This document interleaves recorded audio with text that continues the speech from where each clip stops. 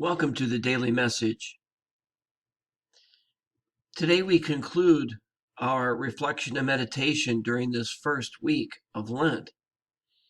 And what I would like to call your attention to is the focus on reconciliation and forgiveness. We know from our Catholic faith that God's forgiveness is infinite, that God is always ready to forgive us when we turn away from Him and turn away from God's people. And so that should be for us a source of great comfort and security that whenever and however we may stray, God is always ready and willing to welcome us back.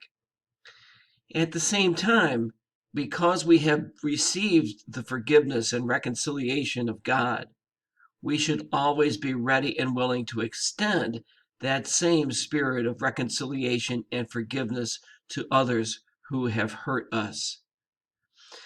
Thank you for watching the daily message throughout this week. Next week, we'll continue offering reflections and meditations that are provided by Creighton University. Thank you for watching and have a great weekend.